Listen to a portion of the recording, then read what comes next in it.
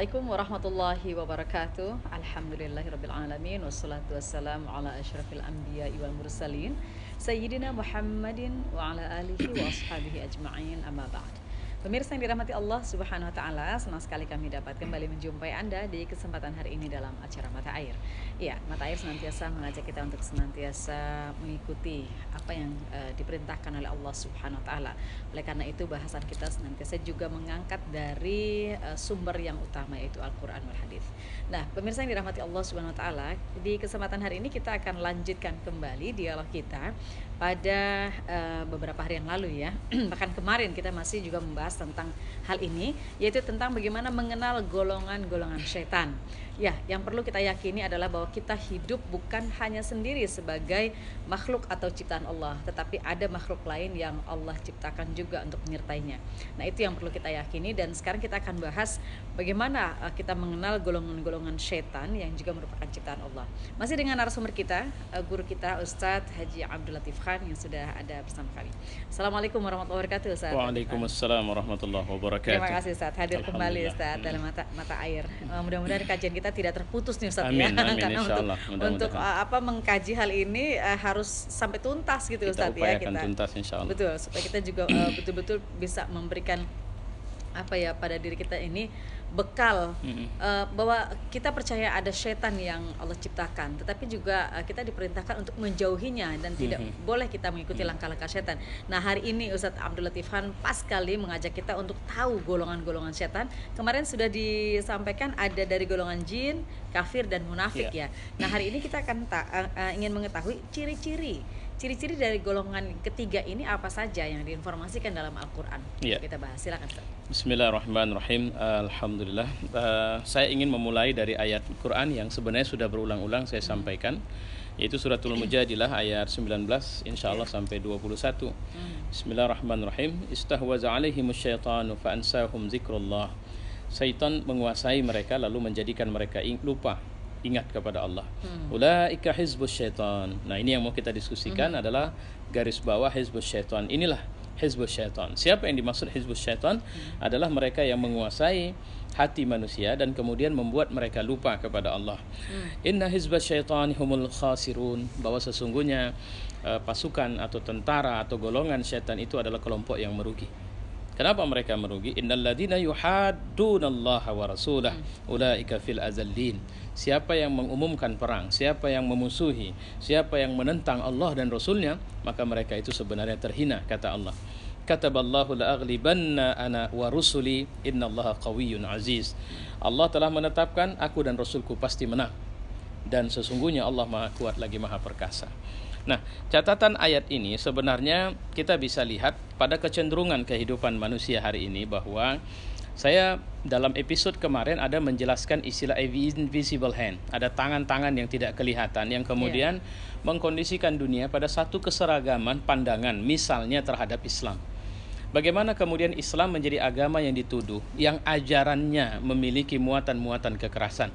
Bagaimana kemudian Islam dituduh dan umatnya dituduh dan terus-menerus dicurigain, sampai beberapa negara melakukan pengetatan-pengetatan terhadap kebebasan orang-orang muslim di negara itu dengan cara membuat peraturan-peraturan.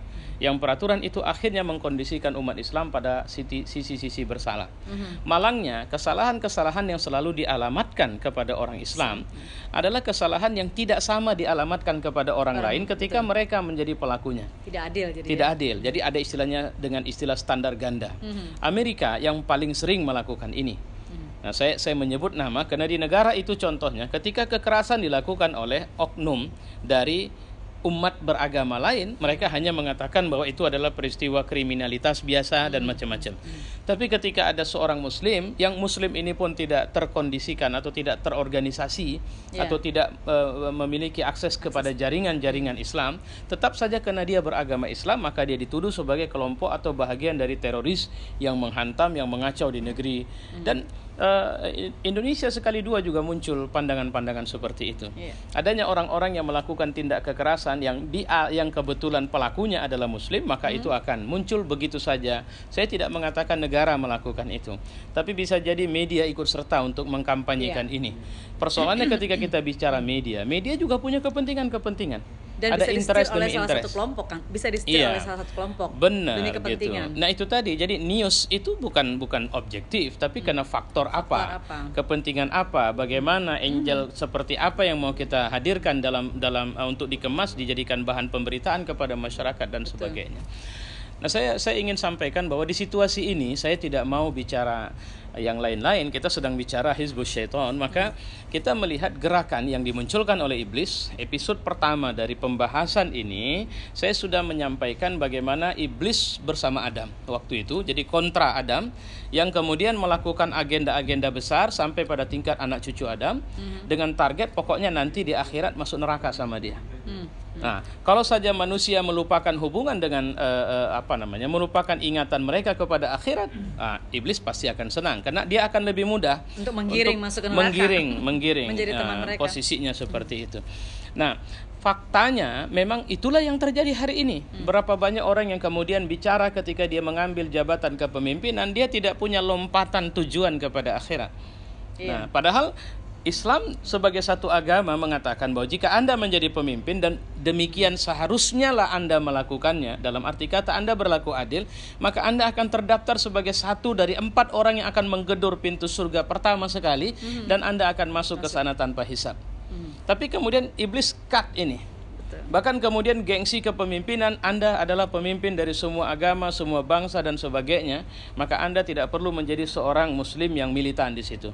Padahal Islam menghadirkan fakta, misalnya Umar bin Khattab, satu hari dia menemukan seorang laki-laki tua di Madinah meminta-minta, dan lantas Umar marah dan mengatakan, apa pekerjaanmu? Di mana keluargamu? Kenapa hari ini kau minta-minta? Laki-laki tua ini mengatakan dengan satu kalimat, ini karena sebab Umar tidak pernah memperhatikan kami. Dulu waktu aku muda, dia selalu minta pajak dari kami. Ini bahasa kita sekarang. Tapi sekarang dia tidak mempedulikan aku ketika aku sudah mulai tidak produktif. Umar tanya, apa agamamu? Lantas dijawab, agama saya Yahudi. Lantas Umar membuat peraturan. Nah ini yang menariknya itu, bahwa mulai hari ini tidak boleh lansia dibebani, di mana mereka harus mencari makan sendiri.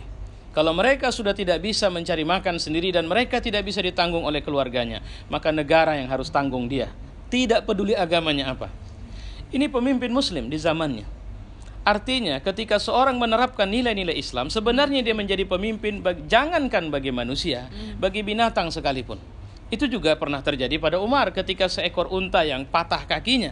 Lantas kemudian dia menyembuhkannya sendiri, dan kemudian dia mengatakan, apa nanti kata, aku takut jika unta ini mengadu kepada Allah. Dan dia mengatakan bahwa aku patah kakiku ketika aku berjalan di Madinah yang jalannya buruk, dan itu masa kepemimpinan Umar bin Khattab.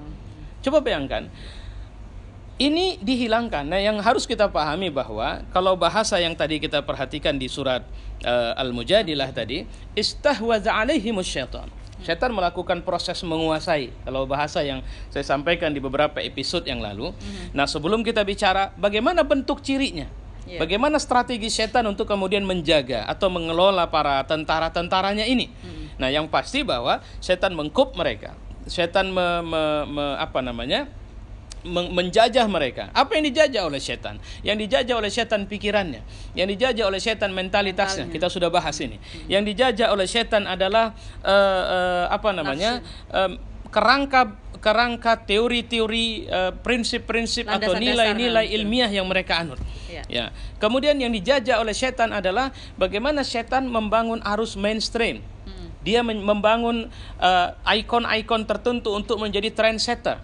Kalau dia budaya, maka dia pilihkan siapa yang kemudian akan terus-menerus mempropagandakan budaya itu, dan kemudian memberi label modernitas pada budaya itu. Akhirnya kita melakukan pembenaran terhadap itu dia. Budaya Kalau itu, dia seorang artis yang sudah dikelola sampai pada tingkat internasional, baik itu dari negara-negara manapun, yang kemudian sampai pada cara dia berpakaian, cara dia berdandan dan sebagainya, jadi itu dihubungkan dengan semua media jaringan internasional yang dia punya, kemudian akhirnya semua orang ikut dan menganggap inilah modernitas. Nah, itu yang dimaksud dengan amaliyah. Sampai pada tingkat makan. Hari ini ada orang jual ayam di pinggir jalan, ayam goreng, dengan ayam yang dengan kemasan tertentu di sebuah restoran yang memang menjual itu, orang akan merasa lebih bergengsi pergi ke. Kenapa? Karena ini juga globalisasi makanan. Jadi banyak globalisasi makanan, globalisasi fashion, globalisasi bahkan nilai-nilai moralitas. Ya itu yang saya bilang dalam beberapa diskusi bahwa manusia sekarang digiring untuk Anda silahkan beragama tapi jadikan itu urusan private, itu urusan pribadimu. Karena moralitas internasional Anda tidak dibutuhkan untuk bicara bahwa Anda Muslim, karena faktanya Muslim sekarang banyak terkena kasus kekerasan dan sebagainya. Quran dipertanyakan, apakah Quran adalah kitab yang mengajarkan kepada kedamaian atau kekerasan? Nah, mari kita berhenti bicara agama. Nah, jadi artinya kita bicara tentang bahwa semua kita percaya Tuhan dan ada nilai-nilai universal, etika universal yang kita anut, dan Anda tidak usah mempedulikan persoalan pribadi seseorang. Sampai pada tingkat, nah ini saya speednya agak tinggi ini karena saya meresumi yang lalu ini. Sampai pada tingkat misalnya seorang memiliki penyimpangan moralitas seks, Anda tidak usah. Yang penting Anda harus tahu dia orang baik. Karena penyimpangan moral seksnya itu urusan pribadi dia. Anda tidak akan terkontaminasi dengan perilaku dia. Apa yang menyulitkan Anda? Apa yang menyusahkan Anda? Apa masalah Anda? Ketika seorang melakukan satu tindakan perilaku seksualnya pribadi, dan itu dilakukan bukan di tempat terbuka, itu dilakukannya dengan sangat private. Kenapa Anda resah? Kenapa Anda masuk ke ruang pribadi seseorang? Anda baru boleh bicara tentang pribadi seseorang ketika dia mengganggu kepentingan Anda. Nah, masalahnya ketika saya berjumpa dengan seorang perempuan mungkin mengenakan baju yang sangat minim, lantas di angkot saya duduk dan saya mengatakan, mbak, saya terganggu mata saya. Terus dia bilang apa? Loh, kenapa mata Anda sampai ke paha saya? Saya tidak minta mata Anda melihat saya. Kalau Anda sudah melihat, Anda silakan menikmati tanpa bicara. Kalau Anda diam, saya tidak tersinggung. Tapi kalau Anda melototin mata saya, bahagian-bahagian minim tubuh saya, maka saya akan tersinggung. Akhirnya yang saya mau bilang, moralitas mana yang kita anut? Tadi dia bilang jangan ganggu, dan ketika seorang tidak mengganggu maka kita boleh apa saja. Tapi faktanya ketika kita bicara bahwa Anda telah mengganggu saya, dia bilang Anda jangan sok suci, Anda jangan begini dan sebagainya. Nah, ini yang saya bilang tadi, invisible hand yang kemudian merubah corak berpikir kita dan menjadikan kita pada posisi di mana kita terjebak untuk kemudian kita confused. Bingung ya kita bingung nih. Makanya kata Nabi akan sampai satu zaman di mana orang mukmin akan sulit untuk menentukan ini benar atau salah. Si anu itu orang baik atau tidak, dia tidak berani lagi bilang. Dan inilah zamannya. Dan ini zamannya. Kenapa ketika kita bilang dia orang baik, maka dia terbongkar kasus. Wah, dia begini dan sebagainya. Kita sampai-sampai tidak bisa berpikir apa benar keadilan adalah relatif. Karena fakta itu juga terjadi. Oh, katanya ini kita bicara keadilan di titik ini, bahwa ini adalah sesuatu yang mengancam keamanan. Tapi di titik ini dia tidak diganggu. Artinya ketika kepentingan yang mereka yang bicara ini mengancam, ini tidak mengancam, mereka tidak terganggu ketika sebenarnya ada juga mengancam tapi tidak mengancam dia. Na'udzubillahi min dzalik. Sebenarnya pada titik mana ya? Pada orang-orang yang tidak suka terhadap Islam, lalu kemudian ada semacam pembenaran pada hal-hal yang lain gitu. Yang kita ambil misalnya gini, manusia pada dasarnya kan tahu tentang kebaikan, tetapi kebaikan itu sendiri kan relatif antara satu dengan yang lainnya. Pada titik mana orang yang anti dengan Islam memahami bahwa oh, apa yang disampaikan Islam itu benar loh, dari sisi misalnya logika, dari sisi moralitas, itu bahwa Islam tidak pernah mengajarkan kita untuk melakukan hal-hal yang salah, bukan gitu kan?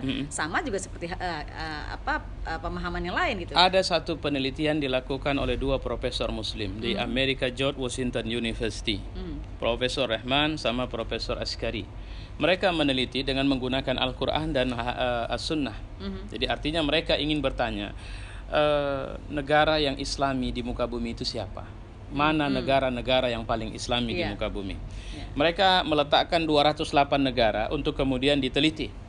Artinya secara objektif mereka Muslim dan mereka mengambil Quran sebagai sumber otentik untuk melihat apa kriteria, apa kategori yang bisa diambil, apa variabel yang bisa diambil untuk menentukan ini Islami atau tidak.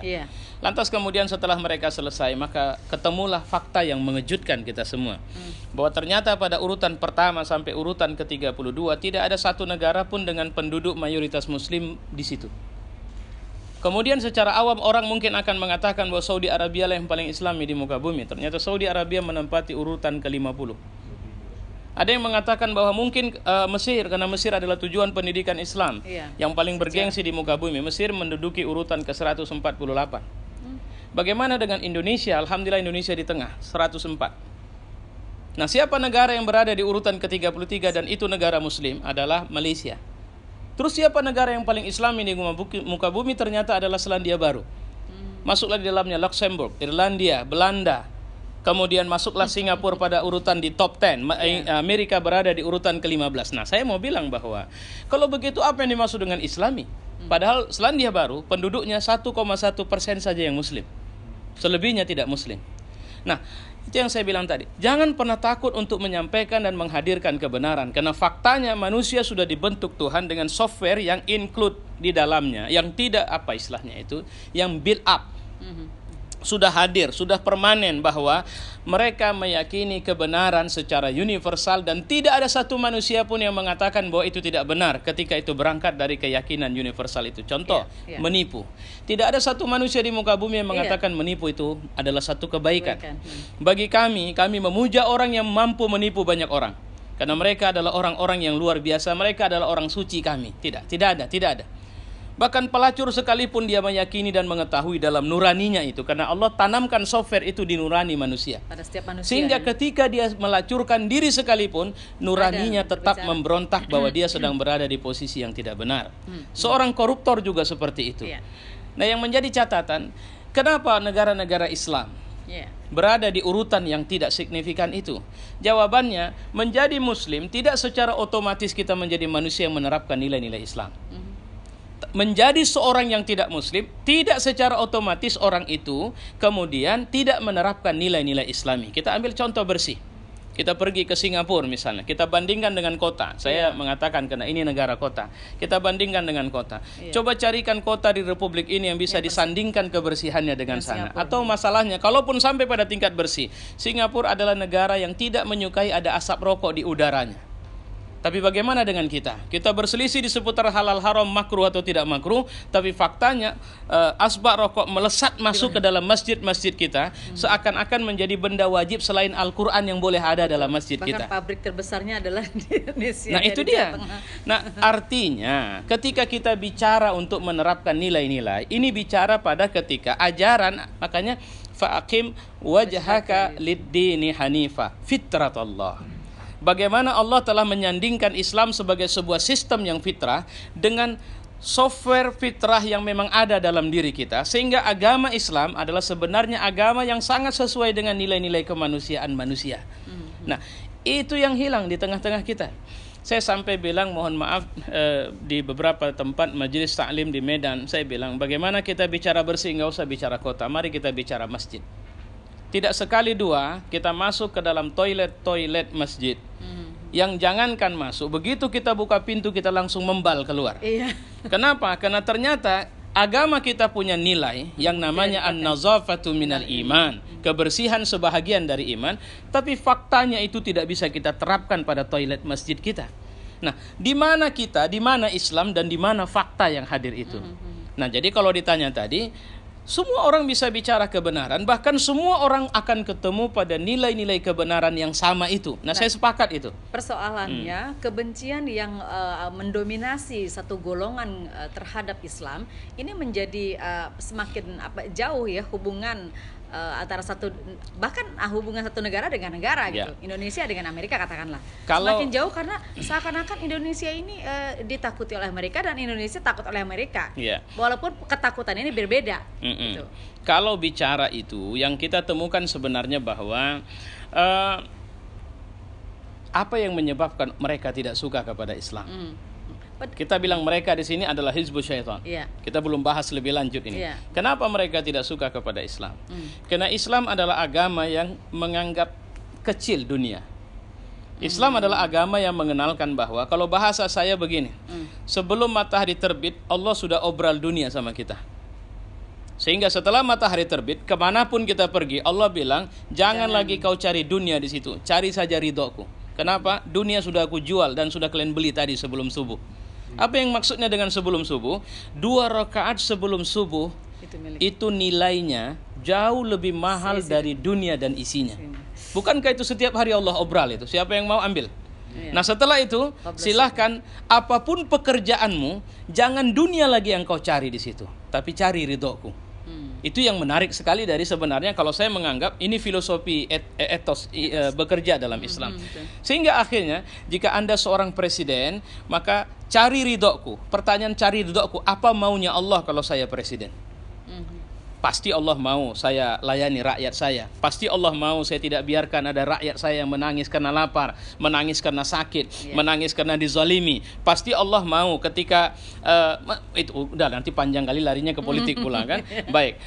Kemudian apa Allah mau pada orang kaya? Allah mau pada orang kaya jangan jadi orang yang memiliki kekayaan dapat simpan.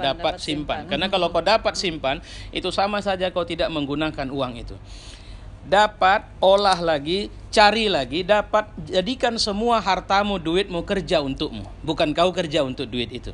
Yang dimaksud jadikan semua hartamu, duitmu itu kerja untukmu, maksudnya adalah suruh mereka semua mencari dan membantumu selamat di akhirat. Bagaimana caranya? Jangan biarkan ada harta diam. Semua harta harus kerja.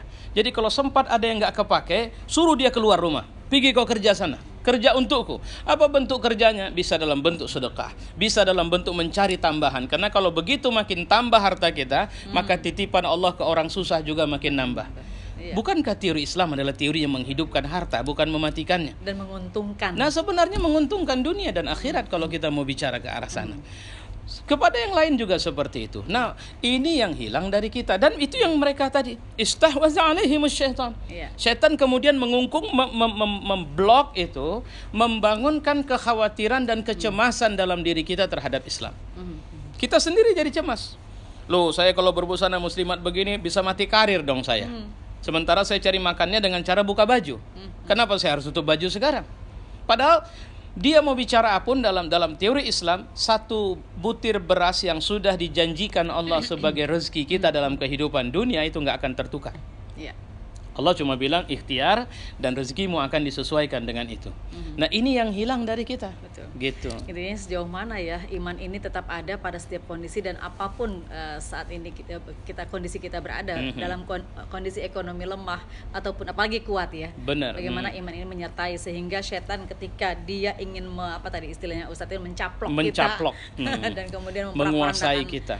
Betul sekali. Ustadz, nanti kita lanjutkan kembali, ini masih banyak ya yang akan saya sedang semangat sekali ini masalah. Sedang semangat Alhamdulillah. Tapi karena waktu kita habis Ustadz. Iya. Baik, mudah-mudahan saja dialog ini bermanfaat untuk kita semuanya yang senantiasa harus selalu waspada siapapun kita, apapun posisi kita, setan itu selalu menggoda supaya kita menjadi temannya di neraka nanti. Baik pemirsa, nanti besok insya Allah pada waktu yang sama kita akan lanjutkan kembali. Terima kasih atas kebersamaan Anda. Selamat beraktivitas. Wallahul muwaffiq ila aqwamit thariq. Wassalamualaikum warahmatullahi wabarakatuh. Waalaikumsalam warahmatullahi wabarakatuh.